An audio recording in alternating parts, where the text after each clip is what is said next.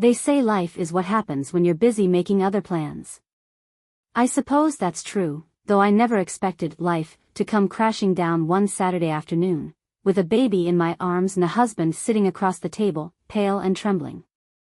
It had been a peaceful day, or so I thought.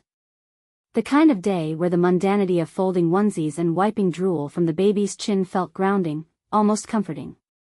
Ethan and I had been married for 5 years then.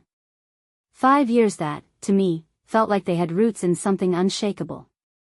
We had our little girl, Claire, who had just turned 5 months old, and a home that smelled like vanilla candles and laundry detergent. I thought we were happy. I'll never forget the way he spoke that day. "We need to talk," he said, voice breaking mid-sentence. He avoided my gaze, staring instead at the coffee cup in his hands as if it held the answers to every question I was about to ask. "There's something I've done." At first, I thought maybe he'd crashed the car or splurged on something ridiculous, like the motorcycle he always joked about buying but never did. But then his shoulders started to shake.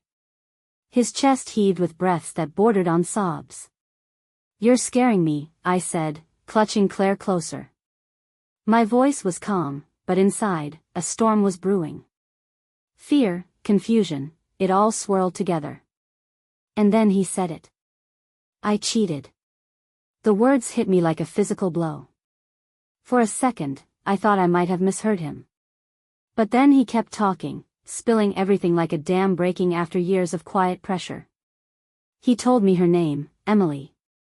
He told me how they'd met at a corporate event while I was pregnant. She wasn't a coworker, just someone hired for the party. He told me it started as a conversation, a laugh shared over a bad DJ and cheap champagne. How one thing led to another, and by the time he realized he was in too deep, it was too late. "I'm sorry," he said, his face buried in his hands. "I can't keep lying to you. I can't. I don't think I can stay." The room spun around me. Claire let out a small whimper, sensing the tension. I kissed her head absent-mindedly, as if grounding myself in her scent would keep me from falling apart.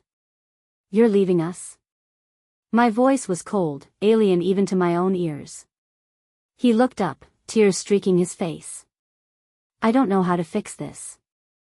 I don't remember much of what I said after that. Words poured out of me, questions, accusations, pleas, like water through a sieve. Nothing stuck. Nothing made sense. All I knew was that the ground beneath me was gone. I was falling, and there was no end in sight. Ethan left that evening.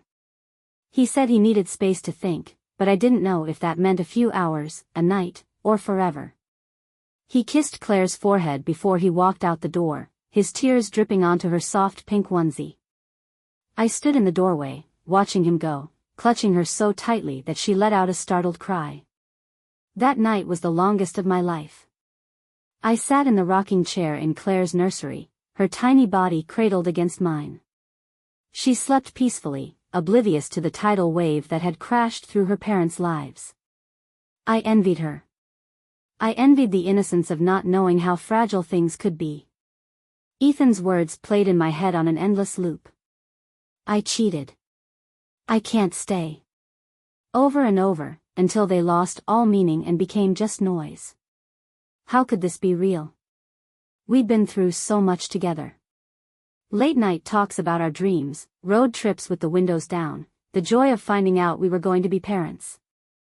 I had trusted him with everything, my body, my heart, my future. And now he was telling me that none of it was enough. Morning came, bringing with it a brutal clarity. Ethan had chosen her. Whether he admitted it or not, by stepping outside our marriage, he had made his choice. And now I had to figure out how to live with it. The days that followed were a blur of motions. I fed Claire, bathed her, changed her diapers, all while moving through a fog. My parents came by to help, but I could see the worry in their eyes. My mom hovered, making tea I never drank and offering hugs I was too numb to accept. My dad sat silently, bouncing Claire on his knee and occasionally muttering, "He'll regret this. Mark my words." And then there were the nights. The nights were the worst. When the house was quiet, and it was just me and the thoughts I couldn't outrun. I found myself replaying every moment of our marriage, searching for clues I'd missed. Had there been signs? Times when his smile didn't quite reach his eyes? Moments when he'd seemed distant? I picked apart every memory until I didn't trust any of them. Ethan stayed away for 3 days. When he finally called, I let it ring twice before answering. "Hey," he said. His voice was soft, tentative. "Hey," I replied, my tone a mirror of his. I think we should talk." "Do you? Because it seems like you've already made your decision." There was a pause, and I could hear him exhale on the other end. "It's not that simple." I wanted to scream at him. To tell him that it was exactly that simple. He had made a vow, and then he had broken it.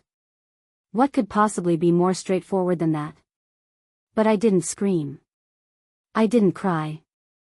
Instead, I asked, "Do you love her?" His silence was answer enough. By the time Ethan came back to the house to collect some of his things, I had built a fragile wall around myself. It wasn't much, but it was enough to keep me from falling apart in front of him. I watched as he moved through the house we had built together, packing clothes into a duffel bag and avoiding my gaze. "I'm sorry," he said again, for what felt like the 100th time. I wanted to ask him if he was sorry for what he had done or just sorry that he'd been caught. But I bit my tongue. "What about Claire?" I asked instead. "What are you going to tell her when she's old enough to ask why her daddy left?" He flinched, his hand freezing mid-reach for a jacket. "I don't know," he admitted. "But I'll do everything I can to be there for her." I didn't believe him. How could I? The man who had once promised to love and honor me had just proven how easy it was for him to break a promise. When he left again, the silence in the house was deafening. I sat on the edge of our bed, staring at the indentation his body had left on his side of the mattress. I wondered how long it would take for it to disappear. How long it would take for any of this to feel real. In the weeks that followed, life became a strange blend of routine and chaos. The days were filled with Claire's giggles, feedings, and the soft shuffle of her tiny hands reaching for me. She grounded me in a way nothing else could. She was a living reminder that my world wasn't entirely destroyed, even if the foundation had been cracked beyond repair. But when night came, the questions would creep back in, wrapping around me like a cold fog. I couldn't stop imagining them together, Ethan and Emily. What had she done, I wondered, that I hadn't? Was she prettier, funnier, more exciting? Or was it something simpler, just the thrill of the forbidden? One afternoon, while Claire napped, I found myself scrolling through photos on my phone. There we were, smiling on vacation in Maine, hiking trails with the ocean sparkling in the background. There was Ethan holding Claire just minutes after she was born, his face alight with wonder. And then there was the last photo we'd taken together as a family. It was the day we brought Claire home from the hospital. My hair was unwashed, my face bloated with exhaustion, but I was beaming as Ethan held Claire's car seat. How could someone who looked so proud, so happy, tear everything apart so easily? I thought I might never know. But life has a way of offering answers when you least expect them. It started with a message, a simple text from Ethan. "Can I come by tonight? There's something I need to explain."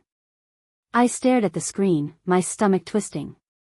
What more was there to say? He'd already shredded my heart, and now he wanted to pick through the pieces? Still, I said yes. Because a part of me, whether out of love, anger, or some stubborn need for closure, still wanted to understand. That evening, after I'd put Claire to bed, Ethan showed up looking disheveled and tired. His shirt was wrinkled, his hair messy. He looked nothing like the polished man I'd married. For the first time, I wondered if Emily had begun to see him the way I was seeing him now, a man unraveling. "Thanks for letting me come over," he started, sitting on the far edge of the couch like he wasn't sure he was welcome. "I've been thinking about everything." "So, did you think of something you forgot to tell me before?" My words were sharp, and I didn't bother hiding it. I'd spent too many sleepless nights playing the role of the understanding wife. Ethan exhaled, running a hand over his face. I want to be honest with you, even if it doesn't change anything. Go on, I said, folding my arms. I'm listening. He hesitated, his hands fidgeting in his lap. It wasn't just the corporate party. I mean, yes, that's where it started, but it wasn't some one-time thing.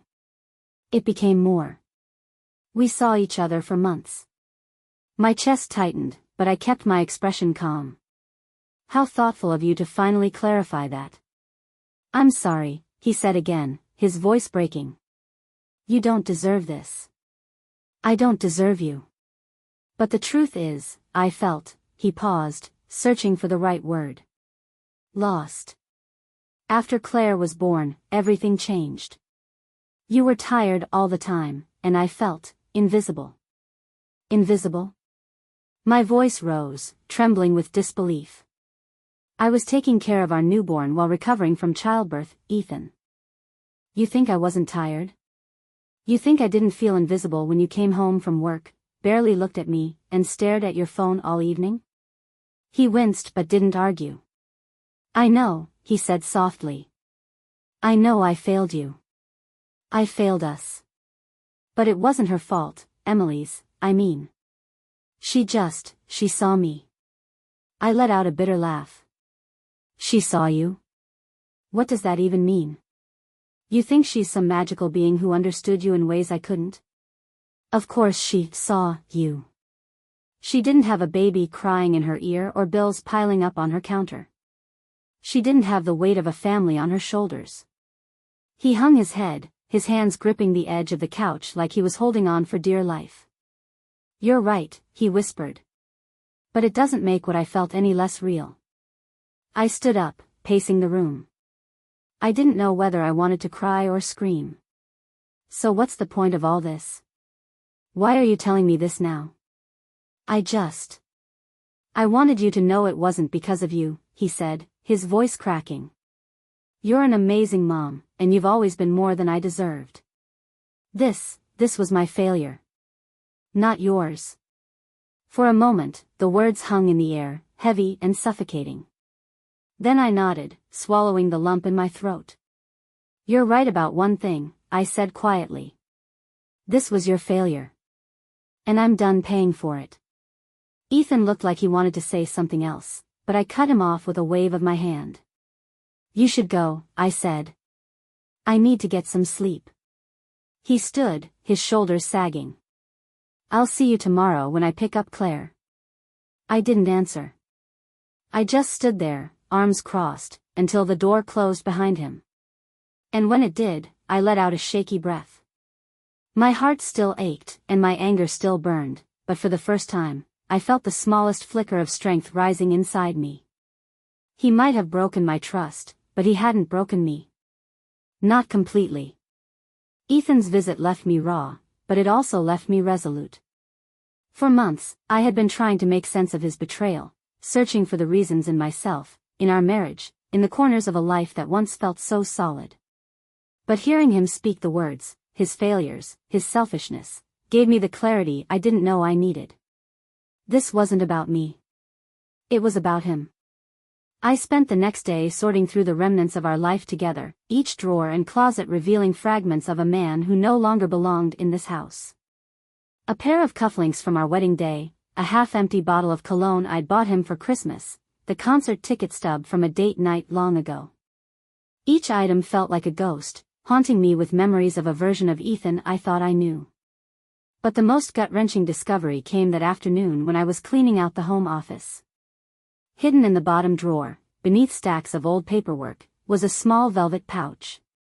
My stomach twisted as I opened it and found a delicate gold bracelet, a piece of jewelry I had never seen before. Attached was a note, written in Ethan's familiar scrawl, for Emily. Always. I dropped the bracelet like it burned me, bile rising in my throat. It wasn't just the affair. It was the intimacy of it, the thoughtfulness, the tenderness he had reserved for someone else while I was at home, nursing our child and wondering why he seemed so distant.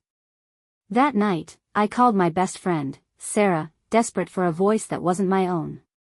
"Do you want me to come over?" she asked, her voice steady and full of concern. "I'll bring wine and all the chocolate I can carry." "No," I said, though my voice wavered. "I don't even know what I'd say right now. I just needed to hear someone who isn't him." "Well, you're stuck with me now," she said, and I could hear the smile in her voice. "Talk to me. Vent, cry, scream. Whatever you need." I told her about the bracelet, about Ethan's visit, about the weight of it all. By the time I was done, my throat was raw, and my cheeks were streaked with tears. Sarah listened without interruption, her silence a comforting reminder that I wasn't alone. "He's a fool," she said when I finally paused. "A selfish, blind fool who didn't realize he had everything until he threw it away. And you know what? That's not your burden to carry anymore. He made his choices. Now it's your turn." "My turn?" I repeated, wiping my eyes. "Yes. Your turn to choose what you want, who you want to be. You don't have to figure it all out tonight, but you will figure it out. And when you do, you'll be unstoppable." Her words stayed with me long after we hung up. As I stood in front of the bathroom mirror later that night, staring at my reflection, I realized how tired I looked. Not just physically, but emotionally. My skin was pale, my hair hastily tied back, and there was a shadow in my eyes that hadn't been there a year ago. But beneath the exhaustion, there was something else, a quiet strength. It wasn't loud or flashy, but it was there, waiting. The next morning, I made a decision. I gathered the bracelet, along with every other reminder of Ethan and Emily that I could find, and drove to the local pawn shop. The owner, a kind older man with glasses perched on the edge of his nose, didn't ask questions as he inspected the items. He simply handed me cash and wished me a good day. I used the money to buy myself a new journal and a pair of earrings that caught my eye, small, simple, and elegant. They weren't flashy, but they made me feel good. It was a small thing, but it was mine. That afternoon, I started writing in the journal. At first, the words came out jumbled and angry, a stream of consciousness fueled by months of bottled-up pain. But as the pages filled, the anger gave way to something quieter, something I hadn't felt in a long time, hope. I wrote about my dreams for Claire, about the kind of home I wanted to create for her. I wrote about the woman I wanted to become, the mother I wanted to be. And as I wrote, I began to see a future that wasn't defined by Ethan's betrayal. A future that was mine to shape. Ethan came to pick up Claire that evening, his presence a storm cloud in my otherwise peaceful day. He lingered by the door after strapping her into the car seat, as if he wanted to say something. "Is everything okay?" I asked, my voice neutral. He nodded, then hesitated. "You seem different." "I am," I said simply, meeting his gaze. "And that's a good thing." He opened his mouth to respond, but whatever he was going to say was interrupted by Claire's giggle from the car. He gave me a small, uncertain smile and walked away. As I watched them drive off, I felt a mix of emotions, sadness, relief, and something that felt almost like freedom. For the first time, I wasn't waiting for him to explain, to apologize, to fix what he had broken. For the first time, I was ready to move forward. It was a quiet Saturday morning when the first real sign of Ethan's unraveling came. Claire had stayed the night with him, a new arrangement we'd both agreed to, though it still twisted my stomach to watch her leave with him. I had spent the evening cleaning and journaling, trying to convince myself that progress wasn't a straight line and that moments of anger and sadness didn't erase the steps I'd taken toward healing. Ethan arrived at my door a little earlier than expected. Claire was bundled in her little coat, her cheeks pink from the cold, but something about Ethan's face caught my attention immediately. His usual calm, confident demeanor was gone, replaced by a tension I hadn't seen before. "Everything okay?" I asked as I reached for Claire, who immediately reached back for me with an excited squeal. Ethan hesitated, running a hand through his hair. Yeah, everything's fine." She was great. "Just tired, I guess." His voice was clipped, his eyes darting everywhere but to mine. I wanted to ask more, to press him, but I stopped myself. His chaos wasn't mine to solve anymore. As I held Claire, her tiny hands patting my cheeks, Ethan stood there like he had something more to say. Finally, I broke the silence. If you're in a rush, you don't need to linger. He winced, and I almost felt bad. Almost. Right. I'll text you later, he mumbled, turning and heading back to his car. I watched him go, a sense of unease settling in my chest. Something wasn't right, but I didn't have the energy to figure out what. Not when I had Claire in my arms, her little laugh pulling me out of my thoughts. Later that evening, the first text came through. I need to talk to you. I stared at the screen, my heart sinking. I thought about ignoring it, but curiosity and frustration got the better of me. About what? I typed back. His reply came quickly. I think I made a mistake. A mistake. The word almost made me laugh out loud. Was he saying the affair was a mistake? Leaving was a mistake? Did he suddenly expect me to welcome him back with open arms and pretend the past year hadn't happened? I didn't respond, and when my phone rang an hour later, I almost didn't answer. But I did. What do you want, Ethan? My voice was sharper than I intended, but I didn't care. I don't know if I made the right choice, he said, his voice cracking. Emily and I, things aren't what I thought they'd be. The words hit me like a slap. Oh, so now you realize that fantasies don't hold up in the real world? Shocking. Don't do that, he said, and I could hear the exhaustion in his tone. I'm not trying to hurt you. I feel lost. You felt lost before, Ethan. That's why you left. And now you want what, exactly? Sympathy? Forgiveness? To come back like nothing happened? There was a long silence, and I could almost hear him struggling for words. I don't know, he admitted finally. I miss her. I miss Claire. Her. He didn't mean me. Of course he didn't mean me. She's still your daughter, Ethan, I said coldly. You haven't lost her. But as for me? You made your choice. And you need to live with it. I hung up before he could respond, my hands trembling as I set the phone down. I didn't cry. I didn't scream.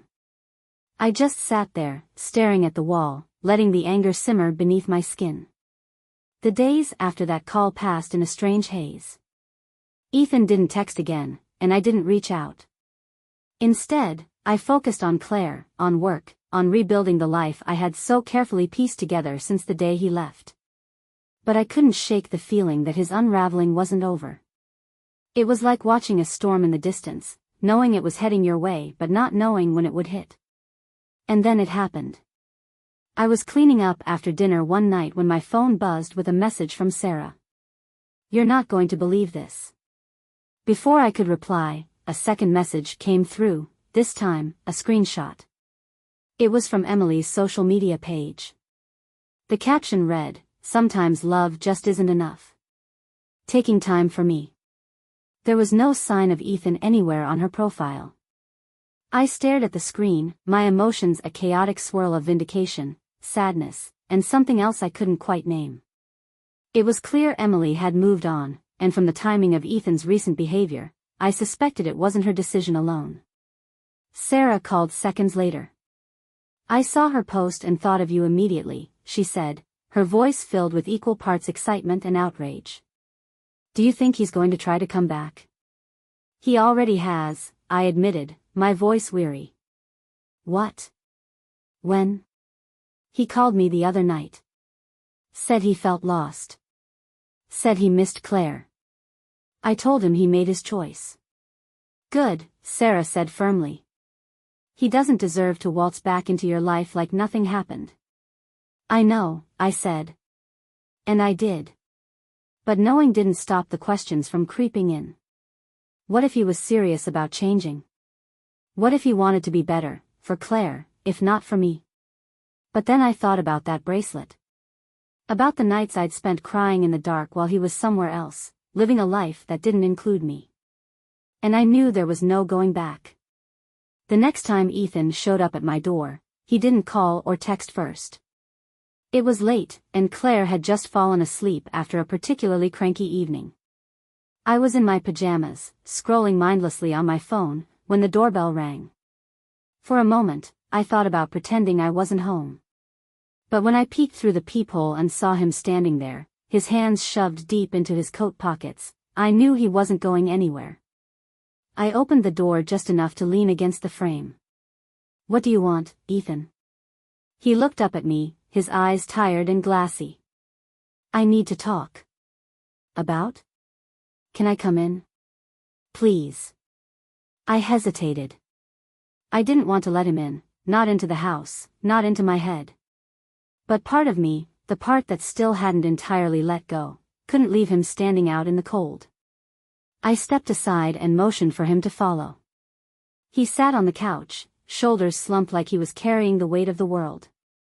I didn't offer him anything to drink. I didn't ask if he was okay. I just crossed my arms and waited. "I don't know how to do this," he said after a long silence. "I don't know how to talk to you anymore." "That's funny," I said, my tone icy. "You seemed to manage just fine when you were telling me about Emily." His face twisted with guilt, but he didn't argue. "I deserve that." "You deserve worse," I shot back. "But I'm too tired to think of anything." He nodded, his hands wringing in his lap. "She's gone, you know." "I figured," I said, keeping my voice steady. "Sarah saw her post.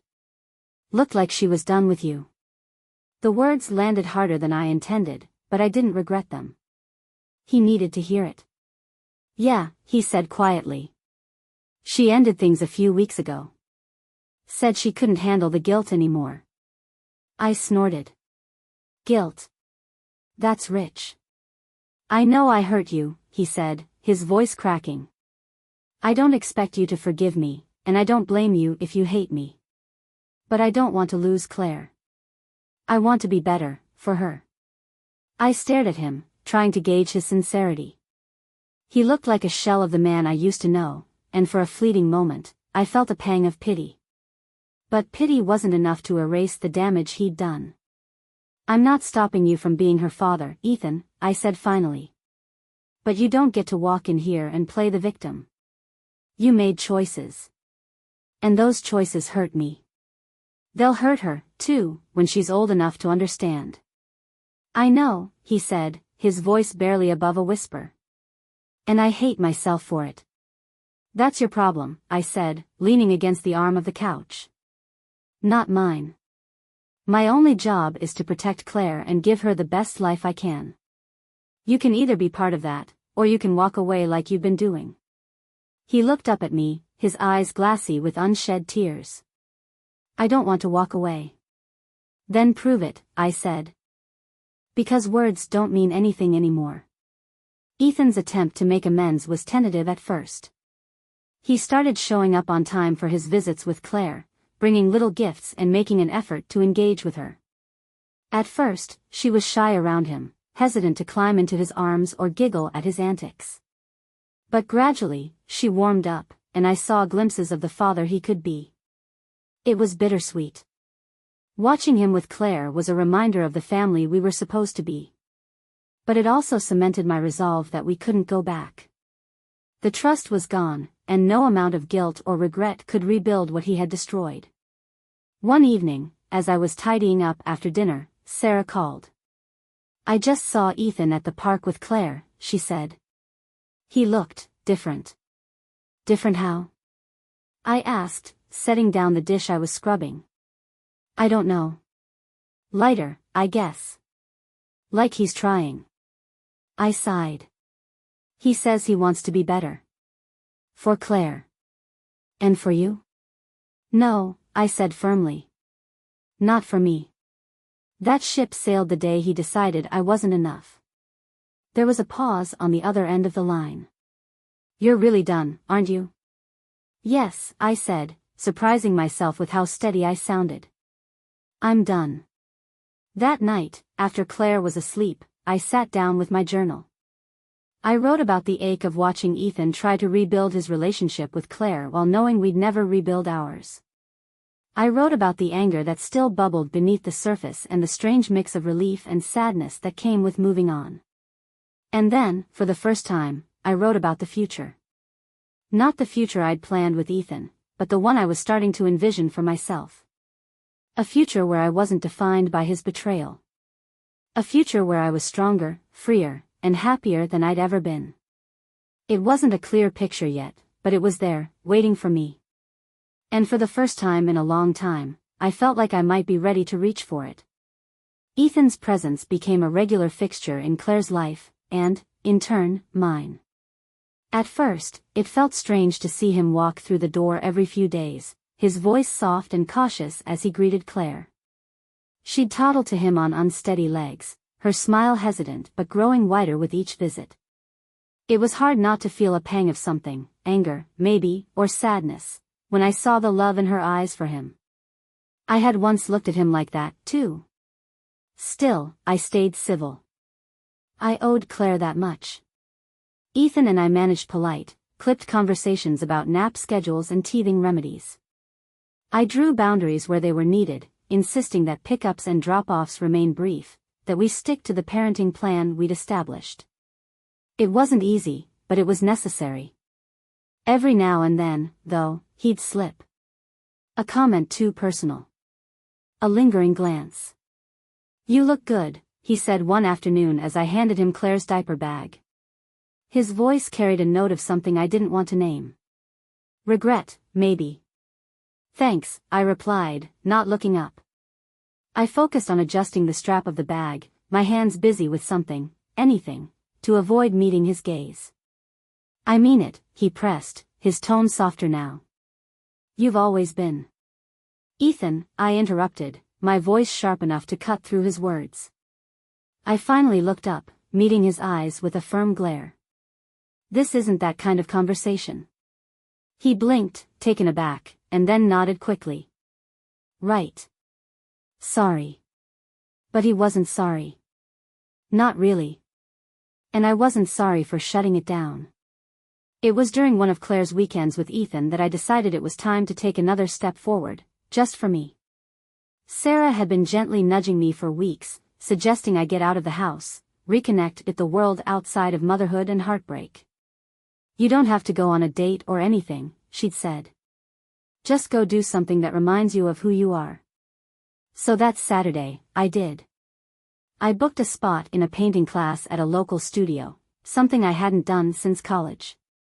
I showed up feeling awkward and unsure, clutching my tote bag of brushes and paints like a lifeline. The room was small and brightly lit, with rows of easels and a faint smell of turpentine in the air. For 2 hours, I lost myself in the rhythm of brushstrokes, the swirl of color on the canvas. My painting wasn't perfect, it was messy and uneven in places, but it felt like mine. A little piece of myself, reclaimed. When the class ended, I walked out into the crisp evening air feeling lighter than I had in months. It wasn't a monumental moment. It didn't fix everything. But it was a start. The next time I saw Ethan, he noticed the shift. "You seem different," he said as he handed Claire back to me. "I am," I replied, my tone neutral. "Good different," he clarified, his eyes searching my face. "Good," I agreed, offering him a faint smile before closing the door. I didn't owe him an explanation. And for once, I didn't feel like giving him one. Weeks turned into months, and with them came small victories. Claire started saying her first words, little sounds that tumbled out in a cascade of laughter and joy. I started running again, a habit I'd abandoned during pregnancy. My journal filled with thoughts, plans, and dreams for the future. And slowly, the weight of Ethan's betrayal began to lift. It wasn't gone entirely, scars like that don't disappear overnight, but it became a part of me, something I could carry without it breaking me. Then, one evening, as I sat on the living room floor building block towers with Claire, my phone buzzed with a text from Ethan. "Can we talk?" I stared at the screen for a long moment before typing back. What about? His reply came quickly. About us. About everything. I closed my eyes, the exhaustion of the past year washing over me all at once. There's nothing to talk about. His response was immediate. Please. Just one conversation. I debated ignoring him. I debated saying no. But something in me, whether curiosity, closure, or just a need to put this chapter behind me, said yes. Fine. Tomorrow evening. After Claire's asleep. The next night, Ethan showed up at 8, his expression cautious as I let him in. I crossed my arms and leaned against the kitchen counter, waiting for him to speak. I've been thinking a lot, he began, his voice hesitant. About us. About what I did to you, to us. And? I prompted, keeping my tone steady. And I don't know how to fix this, he admitted, his hands fidgeting at his sides. But I want to try. I stared at him, the weight of his words sinking in. Why now? Because I miss you, he said simply. I miss us. And I know I don't deserve another chance, but I need to ask for one anyway. His words hung in the air, heavy and suffocating.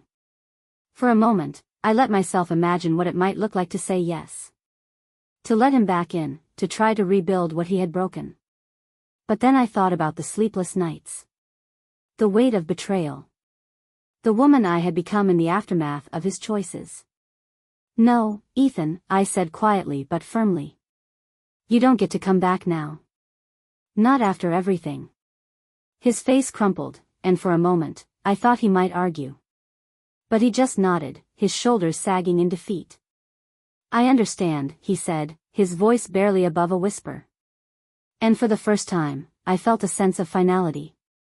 Not anger, not bitterness, just peace. After Ethan left that night, I sat on the couch for a long time, staring at the empty space where he had stood. The weight of our final conversation lingered in the room like a faint echo, but for the first time, it didn't suffocate me. Instead, it felt like a door had closed, softly, without a slam, and I was finally on the other side. The weeks that followed were some of the most freeing I had felt in a long time. The ache of betrayal still lingered in the background, like an old injury that flares up on rainy days, but it no longer dictated my every move. Instead, I found myself focusing on the present, Claire's growing curiosity about the world, the small joys of everyday life, and the possibilities of a future I hadn't dared to imagine before. I wasn't just surviving anymore, I was starting to live. One evening, Sarah convinced me to join her for dinner at a new restaurant downtown. It was the first time I'd been out in what felt like ages, and as I stood in front of the mirror, smoothing my dress and dabbing on lipstick, I almost didn't recognize myself. Look at you, Sarah said when I met her at the restaurant. You're glowing. I think that's just the lighting, I teased, though her words warmed me. No, she said firmly. It's you. I've missed seeing you like this. The dinner was filled with laughter and wine, the kind of easy conversation that reminded me how much joy there was outside the walls I'd built around myself. Sarah told me stories about her coworkers, her dating misadventures, and the ridiculous antics of her dog, and for the first time in what felt like forever, I laughed until my cheeks hurt. You're going to be okay, you know, she said as we walked to our cars later that night. I think I already am, I replied, surprising even myself with the honesty of the words. But life, as I was learning, rarely lets you move on without testing your resolve. A week after that dinner, Ethan showed up at my door again, this time, not for me, but for Claire. He was early, which was unusual, and he stood on the porch with an envelope in his hand. I need to give you this, he said, holding it out. I frowned, taking it from him. What is it? Just read it, he said before turning and walking back to his car. I waited until Claire was down for her nap to open the envelope. Inside was a letter, a handwritten apology that felt like both an explanation and a goodbye. Dear Rachel. I don't know if this letter will make a difference, but I need to write it anyway. I need you to know how deeply sorry I am, not just for what I did, but for the way I hurt you, for the way I broke the life we built together. There isn't a day that goes by when I don't think about how much I failed you. You deserved better. You deserved someone who saw everything you did for us, for Claire, and met you with the same love and effort. And instead, I let my own insecurities and selfishness push me away from the best thing that ever happened to me. I know I can't undo the past. I can't change what I did, and I can't take away the pain I caused. But I hope you can find it in your heart to forgive me someday, not for my sake, but for yours. I don't want you to carry the weight of my mistakes any longer. You're the strongest person I know, Rachel. You've always been stronger than me. And as much as it hurts to admit, I think I needed to lose you to realize just how much I had. I'll never stop being grateful for the time we had together, for the family we created, and for the way you've handled everything with so much grace. Claire is lucky to have you as her mom. And I hope, one day, she'll be proud to have me as her dad. Thank you for everything. For the love, for the memories, for the lessons I didn't deserve but desperately needed. I hope you find the happiness you deserve. And I hope you never settle for anything less again. Ethan. I read the letter twice, my emotions swirling in ways I hadn't expected. There was a time when I would have clung to those words, begged for the chance to rebuild what we had lost. But now? Now they felt like the closing of a chapter, a bittersweet but necessary ending to a story that had run its course. I folded the letter and tucked it away in my journal. Not because I wanted to hold on to it, but because it felt like a part of my journey, a reminder of where I had been and how far I had come. That evening, as I rocked Claire to sleep, I whispered a silent promise to her and to myself, that I would continue to move forward, to build a life that was full and joyful, not despite the pain I had endured, but because of it. Ethan had taught me something, even if unintentionally. He had shown me my own strength, my own resilience, and my own worth. And as I held Claire close, feeling the steady rhythm of her breath against my chest, I knew one thing for certain. This wasn't the end of my story. It was only the beginning. It's funny how the smallest steps can lead to the biggest changes. After Ethan's letter, I felt something shift inside me, not anger or resentment, but a sense of finality, of release. For so long, I'd been carrying the weight of what he'd done, of what we'd lost, but now I was ready to set it down. I didn't need closure from him anymore, I'd found it within myself. The weeks that followed were some of the most fulfilling I'd had in years. I threw myself into being Claire's mom, into rediscovering the parts of me that had been buried under the rubble of our marriage. I signed up for more painting classes, joined a local book club, and even started taking Claire to baby and me yoga classes on Saturday mornings. Slowly but surely, I was rebuilding not just my life, but myself. One Saturday, as I was leaving yoga class with Claire balanced on my hip, a man approached me. He was tall, with dark hair and kind eyes, holding the hand of a little boy who looked about Claire's age. "Hi," he said, his voice warm but hesitant. "I think our kids are in the same class." I smiled, shifting Claire to my other hip. "Oh, probably. She loves it. Keeps trying to do downward dog at home." He chuckled. "Same with him," he said, nodding toward the boy. "I'm Ben, by the way. And this is Owen." "Rachel," I said, shaking his free hand. "And this is Claire." The kids eyed each other curiously before Owen offered Claire a tiny fist bump, which she returned with a giggle. "Looks like they're already friends," Ben said, grinning. "Looks like it," I agreed, surprised by how natural the conversation felt. We chatted for a few more minutes, about the kids, the class, the chaos of parenting, and as I walked to my car afterward, I realized I was smiling. Not the polite, practiced smile I'd perfected over the past year, but a real one. The kind that comes from feeling seen. I didn't think much of it at first. Ben and Owen became familiar faces at yoga class, and we'd occasionally chat afterward while the kids played in the grass. He was a single dad, recently divorced, trying to navigate co-parenting and toddler tantrums. It was refreshing to talk to someone who understood the unique blend of exhaustion and joy that came with raising a child alone. One day, as we were packing up after class, he hesitated before speaking. "I was wondering, would you want to grab coffee sometime? I mean, with the kids. Nothing formal, just." "I'd like that," I said, surprising both of us. We met the following weekend at a little cafe near the park. Claire and Owen sat in high chairs, happily munching on crackers while Ben and I talked. He told me about his job as a graphic designer, his love of hiking, and the challenges of balancing work and parenting. I told him about my painting classes, my hopes for Claire's future, and the ways I was learning to move forward. It wasn't a date. It wasn't even romantic. But it was something I hadn't realized I needed, a reminder that connections could still be simple, honest, and free of the baggage I'd been carrying for so long. As the weeks turned into months, my life began to feel less like a series of fragments and more like a whole picture coming together. Claire continued to thrive, her vocabulary expanding by the day. I started selling some of my paintings at a local gallery, something I hadn't dreamed of doing a year ago. And while Ben and I kept things casual, friendly, we began to carve out a little corner of each other's lives. Ethan, for his part, seemed to settle into his new role as Claire's father.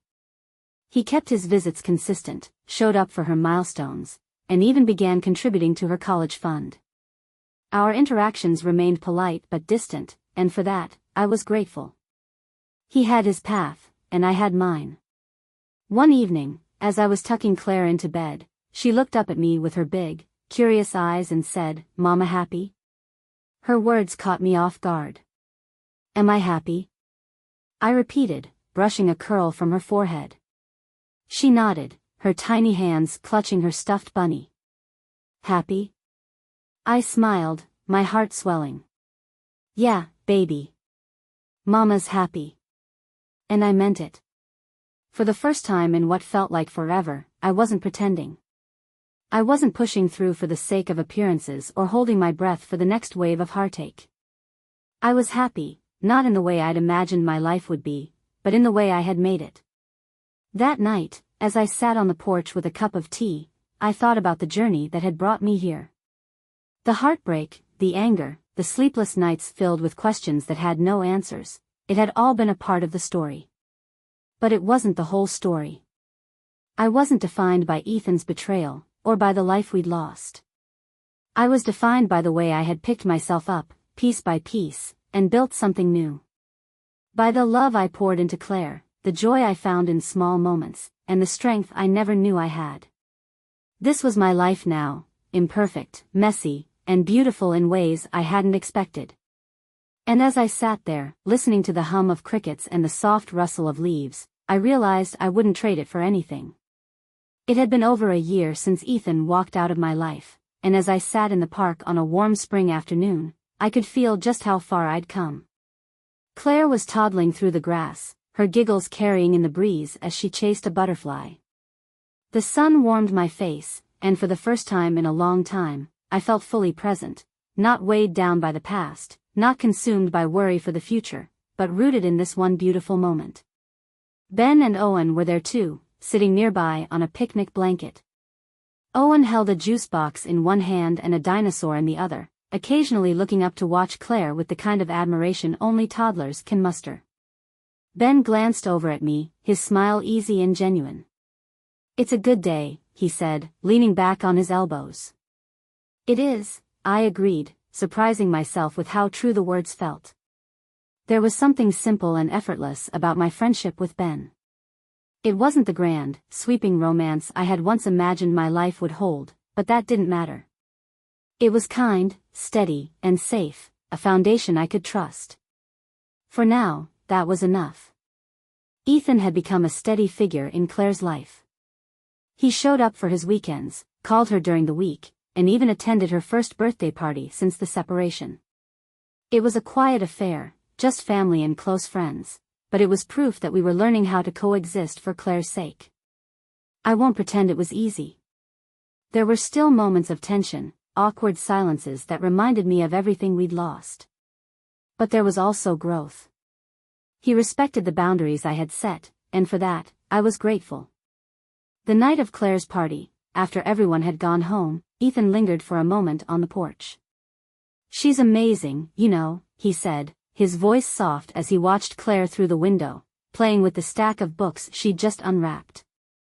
"She is," I replied. "You're doing such a good job with her." He turned to me, his eyes filled with something I couldn't quite name. Regret? Gratitude? Both? "Thank you," I said simply. There was a pause, and then he nodded. "I'm glad you're happy, Rachel. You deserve to be." It was the first time he'd said it, and for a moment, it caught me off guard.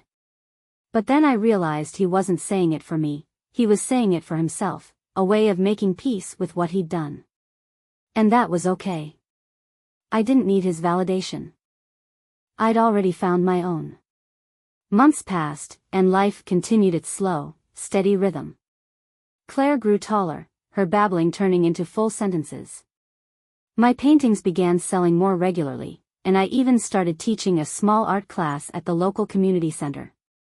It felt like I was finding my footing in a way I hadn't expected. One afternoon, as I was tidying up after class, Ben stopped by. He leaned against the doorway, holding 2 coffees and wearing that familiar crooked smile.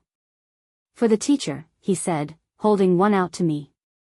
"Thanks," I said, taking the cup and grinning back. "What's the occasion?" "No occasion. Just thought you might need a pick-me-up." We sat on the edge of a desk, sipping our coffee and talking about everything and nothing. It was easy, like it always was with Ben, and for the first time, I let myself wonder what it might be like to take this friendship further. But I didn't rush it. I wasn't the same person I had been a year ago, rushing into things, clinging to expectations of what life was supposed to look like. I had learned to savor the journey, to let things unfold in their own time. That evening, as I walked home with Claire tucked in her stroller, I thought about how far I'd come. There was no more anger when I thought about Ethan, no more sadness when I looked at the life I was building on my own. Instead, there was peace, a quiet, steady contentment that came from knowing I had survived the worst and come out stronger. Claire stirred in her stroller, her eyes fluttering open as she gazed up at me. "Mama," she said softly, reaching her tiny hand toward mine. I took it, squeezing gently. "Yes, sweetheart." She didn't say anything else, just smiled, her eyes twinkling in the fading light. As we walked the rest of the way home, hand in hand, I felt the weight of everything that had once seemed so unbearable finally lift. This was my life now, messy, imperfect, and filled with moments of quiet joy. And I wouldn't trade it for anything. This was the new beginning I hadn't known I needed. Not the life I'd planned, but the life I'd built. A life where I was enough, just as I was. And as I tucked Claire into bed that night, humming softly as she drifted to sleep, I knew one thing for certain. The story wasn't over. In fact, it was just beginning.